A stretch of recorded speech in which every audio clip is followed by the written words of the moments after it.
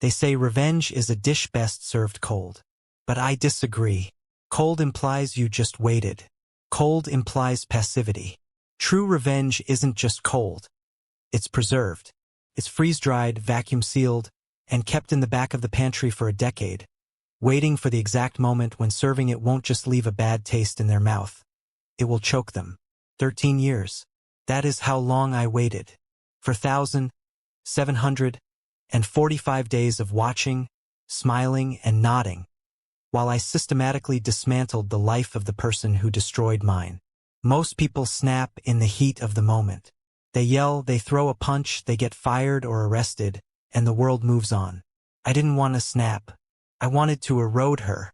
I wanted to be the termite in the foundation of her life, eating away the support beams one by one, so that when the roof finally collapsed, she wouldn't even know who to blame until she saw me standing in the rubble, laughing. If you are looking for a story about forgiveness, click away now. This is a story about the long game and the price of arrogance. Hit that subscribe button if you believe that actions should have consequences, no matter how long it takes. Let's get into the story. To understand why I did what I did, you have to understand the monster I was living with. We'll call her Mother, though the biological title is the only thing she ever earned. When I was 13, my life was a series of navigations around her ego. She was a woman who viewed her children not as human beings, but as accessories to her martyrdom. She had remarried a man. Let's call him the enforcer. He was the muscle, a brute with a badge, and she was the architect of our misery. If I showed independence, beatings. If I questioned why we were cleaning the house like indentured servants while she slept till noon, beatings. But physical pain you can heal from. Bruises fade. Bones knit. What you don't heal from is neglect. I had a brother, Mark. He was the light in that dark, suffocating house. He was 15 when he broke his finger in a fight. A stupid teenage scrap. He needed surgery, pins, the works. The doctors sent him home with a heavy prescription for pain management. It was a serious responsibility. The doctor looked my mother in the eye and told her, "You need to regulate this. You need to watch him." She didn't. She was too busy living her second adolescence, chasing drama, ignoring her children. Mark died. He overdosed because the one person tasked with protecting him couldn't be bothered to look up from her own reflection. The silence in the house after the funeral wasn't peaceful. It was heavy. It was the sound of a war beginning.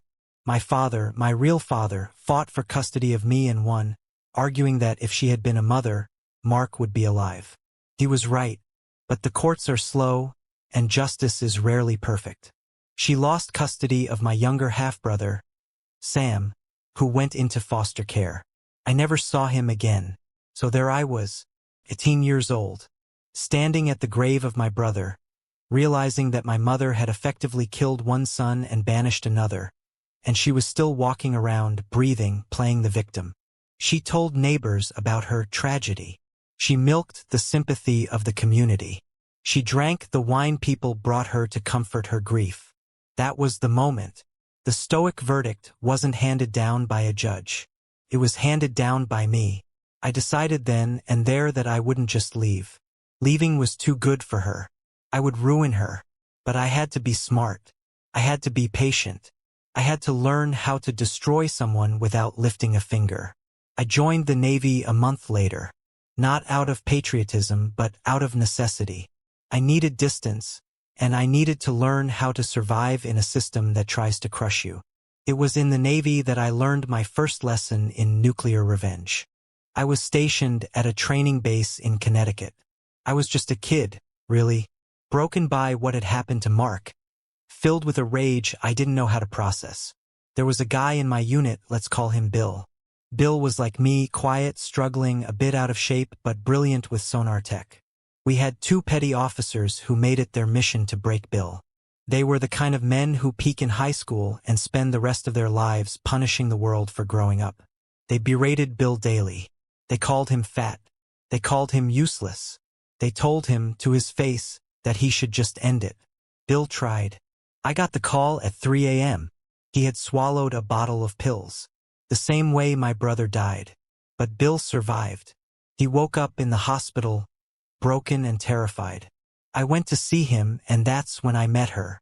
The chaplain. You might picture a chaplain as a soft-spoken preacher. This woman was barely 5 feet tall, but she walked with the energy of a hurricane. She held the rank of captain. That's a senior officer, heavily outranking the petty officers who tormented Bill. When she found out why Bill had tried to kill himself, that the petty officers had bullied him into canceling his appointment with her, I saw a look on her face that I will never forget. It wasn't anger. It was verdict. She didn't yell. She didn't scream. She simply walked out of the hospital room, straightened her uniform, and drove straight to the admiral's house. Not the commander. The admiral. The man who runs the entire base. By the next morning, those 2 petty officers were gone. Not transferred. Gone. Dishonorable discharges. They lost their pensions. They lost their benefits. They lost their housing. They were escorted off the base by MPs. Their careers vaporized in an instant because they messed with the wrong, sweet little old lady. I watched this happen, and I realized something profound. You don't need muscles to destroy a monster. You just need to know the rules better than they do. You need to find the lever that brings the whole structure down. I served my 4 years. I saved every penny. And then I went back home. It was time to apply the chaplain's lesson to my mother. When I returned, my mother was living with my grandparents. She had burned through her divorce settlement from the enforcer, who was now in prison for fraud, and she was leeching off her own parents. My grandfather was a saint, too kind for his own good. She preyed on that kindness. She used Mark's death as a weapon. Oh, I'm just so depressed, Dad. I need money for therapy. But the money never went to therapy. I moved in. Just until I get on my feet, I told them. But I wasn't there to get on my feet. I was there to cut hers off. The first phase was psychological. It was petty, sure, but it was the testing ground. I became the wall. Every time she asked for money, I was there, loudly asking why she needed it. Every time she tried to guilt-trip them, I was there, reminding everyone of her fragile state and how she should probably rest instead of going out shopping. I challenged every lie. I made every transaction difficult. I watched her frustration mount. She wasn't used to resistance. She was used to bulldozing people. The stress started to manifest physically. She slipped at work one day, karma is efficient sometimes, and herniated several discs in her back. She was in agony, and I grinned. It was the first time I felt joy in months. When she came home, bedridden and demanding, I saw my opening. She was prescribed heavy painkillers. History has a funny way of repeating itself, doesn't it? She had killed my brother with negligence regarding pills. Now her life revolved around them. I became the ghost in the machine. I would move her pill bottles, just a few inches to the left, then to another room. Then I'd flush a day's worth. Not enough to cause withdrawal immediately, but enough to make her doubt her supply. She would scream at me, "Where are my pills?" I'd look at her with dead eyes and say, "I saw you take them an hour ago. Are you forgetting? Maybe you're taking too many." Gaslighting is a terrible weapon. But against a narcissist, it is simply a mirror. She started to panic. She spiraled. Her pain was unmanaged because she couldn't keep track of her supply. Thanks to me. The agony made her desperate. One night, she made a choice. She got into her car, high on what was left of her supply mixed with desperation, and drove. She didn't get far. A tree and a police cruiser put an end to that trip. DUI. Possession of controlled substances without the prescription bottle on hand, because I had hidden it. 6 months in jail. I remember the day she was sentenced. I sat in the back of the courtroom. When the gavel banged, it sounded like music. A symphony of consequences. But I knew 6 months wasn't enough. It was just the intermission. While she was rotting in a cell, I went to work on her sanctuary. She lived with my grandparents, occupying the master guest suite. I convinced my grandparents that since I was paying rent now, unlike her, I deserved the bigger room for my home office. I packed her entire life, her clothes, her trinkets, her little trophies of ego, and shoved them into a dusty storage unit. I turned her bedroom into my sanctuary. I painted the walls. I erased her smell from the room. When she was released, she came home expecting a welcome party. Instead, she found her room gone. She had to sleep on the couch. Now, let me tell you about this couch. It was a sleeper sofa from the 1970s. The mattress was roughly the thickness of a slice of bread, and underneath it was a steel support bar that ran right across the middle of your back. For a healthy person, it was uncomfortable.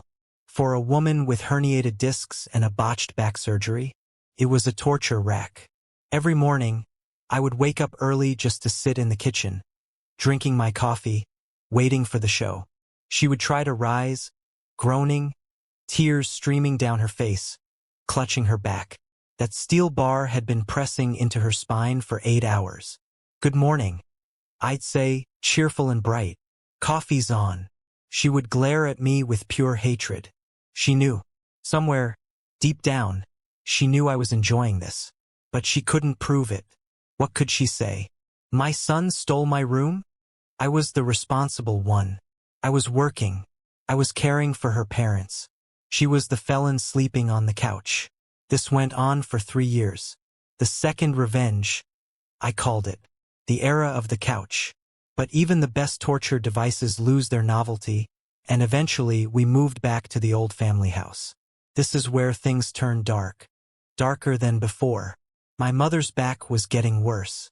The pain was real, I'll give her that. But instead of therapy or surgery, she chose the path of least resistance. She convinced my grandparents, those sweet, manipulated old people, to start procuring drugs for her illegally. She played the "my doctor abandoned me" card. She played the "I'm your little girl and I'm hurting" card. I found out when I walked in on a transaction in the living room. My grandfather handing cash to a shady courier. I exploded. "Are you insane?" I screamed at them. "You're going to lose the house. You're going to go to jail. She is dragging you down with her." My grandmother wept. "I can't help it," she said. "She's my daughter." That was the moment I realized the cancer had spread. She wasn't just ruining herself anymore. She was metabolizing her parents to keep herself warm. I tried to stop it. I called the police anonymously. I tipped off the local narcotics unit. I gave them names, times, license plates. Nothing happened. Small-town police are often busy or indifferent, or maybe I just didn't have enough proof. The illegal train kept chugging along. So I went back to my roots. I went back to being the termite. I treated her addiction like a logistics problem. I would find her stash. She was terrible at hiding it, and I wouldn't flush it this time. That was too obvious. I would dilute it, or I would move it to places she couldn't reach without excruciating pain. Top shelves. Behind heavy furniture. "I think you left your bag on top of the fridge," I'd say, watching her try to reach it, wincing, crying out in pain. "Why is it up there?" she'd scream. "I don't know, Mom. You were high last night. You probably put it there to keep it safe." I did this for years. I watched her age 20 years in 5. Her face grew gaunt. Her friends abandoned her. Her husband divorced her from prison. She was alone, save for my grandparents, whom she was bleeding dry. Just when I thought it couldn't get more complicated, we got new neighbors. Let's call the main guy Shaggy. Shaggy was a piece of work. He was the kind of guy who would blast music at 2 a.m. and then file a complaint if you sneezed too loud at noon. He was a bully just like the petty officers from the Navy. He started targeting my grandmother. He'd yell at her for looking at his property. He'd throw trash over the fence. My mother, in her drugged stupor, did nothing. She was too busy fighting her own demons to protect the parents she was leeching off of. So I had to step in. But I didn't yell. I remembered the chaplain. I remembered the rules. I started documenting everything. Every noise violation. Every threat. But the real gold came when I noticed Shaggy's habits. He was a smoker. Not cigarettes. And he liked to do it on his back porch, which happened to be directly adjacent to the community playground. Now, in our state, possession was decriminalized, but consumption within 500 feet of a school or playground. That was still a felony. I waited. I watched. And one sunny Tuesday, when the playground was full of kids, Shaggy stepped out with a massive joint. I didn't call the noise complaint line. I called the non-emergency narcotics tip line. I told them there was a man engaging in drug use in front of children. When the cops arrived, Shaggy tried to fight them. He screamed, "I have rights. We have rules in this neighborhood." "Yes," the officer said as he cuffed him. "We do have rules. And you just broke a big one." Watching Shaggy get dragged away was a small victory, a side quest in my main campaign. But it sharpened my resolve. I saw how fragile tough guys really are when the system turns on them. Shaggy lost his lease. He was gone in a month. And I looked at my mother, passed out on the couch, and thought, "Your turn is coming." The clock finally ran out. My grandfather passed away. The buffer was gone. My grandmother, heartbroken and frail, couldn't live in the house anymore. Her health was failing. We made the decision to move her into a retirement home, a nice one, where she would be safe and cared for. This meant the house was being sold. The timeline is important here. It had been 13 years since Mark died. I was 31 years old now.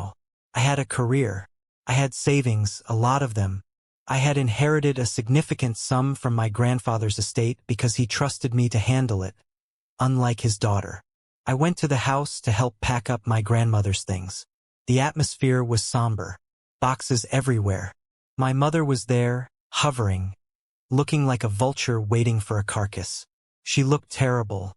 The years of drug abuse and the couch era had left her broken physically, but her entitlement was as strong as ever. She cornered me in the kitchen. The same kitchen where she used to ignore us. The same kitchen where she let my brother die. "So," she said, trying to sound casual but failing, "with Grandma going to the home, what's the plan for us?" I looked up from the box I was taping. "Us? Well," she said, "I can't afford this place on my own. And you have that money from Dad. And you have a good job. I was thinking, you could buy the house. Or we could get a place together. You know, I can cook. I can help out." She smiled. It was a grotesque, desperate smile. She actually thought that after everything. After the beatings, the neglect, the death of Mark, the loss of Sam, the theft of my grandparents' peace. She thought she could just pivot into being my roommate. She thought I was her retirement plan. I stopped taping the box. I stood up. I took a slow breath. This was it. The payoff. 13 years of silence. 13 years of nodding. 13 years of waiting for the roof to collapse. I looked her directly in the eyes. I didn't yell. I didn't scream. I channeled every ounce of hate. Every tear I shed for Mark. Every bruise I hid from my teachers. Into a laser beam of absolute coldness. "You get nothing," I said. Her smile faltered. "What? You get nothing from me?" I repeated, my voice steady. "Grandma is going to the home. I am moving out of state. I accepted a job transfer yesterday." "But," she stammered, "where am I supposed to go? I have no money. I have a bad back. You're my son. It's your duty." I stepped closer. "My duty? You want to talk about duty? Your duty was to protect Mark. You let him die. Your duty was to raise Sam. You lost him. Your duty was to care for your parents. You robbed them." She started to cry, the manipulative tears I had seen 1,000 times. "I'm your mother," she wailed. "No," I said. "You're an incubator, and a bad one at that." I leaned in, making sure she heard every syllable. "You destroyed my life. You took away my childhood. You are responsible for the death of my brother. You broke the law. You made this house a living hell for 3 generations. And now you pay the bill." "I have nowhere to go," she screamed. "I don't care," I said. "You will be on the street, and you will die alone. And when I hear the news, I won't cry. I will laugh. I will laugh because justice finally found you." The room went silent. My grandmother was in the doorway, her hand over her mouth. My mother looked at me, and for the first time in her life, She didn't see a victim. She didn't see a child she could beat. She saw a judge. And she saw the verdict. You will never see your grandchildren, I continued. You will not be at my wedding. You will never hear my voice again after today. Rot in hell. I picked up my box and walked past her. She collapsed onto the floor. Not the fake faint she used to do, but a real collapse of a person realizing the support beams are gone. My grandmother moved out 3 months later. I helped her settle in. She is happy there, away from the toxicity. As for my mother, the last I heard, she was evicted from the house when the sale went through. She tried to guilt-trip a cousin into taking her in, but I had already made a few phone calls. I told the family everything. The drugs, the theft, the truth about Mark. The doors slammed in her face one by one. She is currently living in a state-subsidized motel, relying on food stamps. Her bad back means she can't work, but her criminal record means she can't get the good painkillers anymore.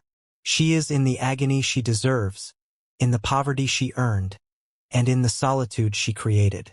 People ask me if I feel bad, if I feel guilty for leaving my sick mother to rot. I think about Mark.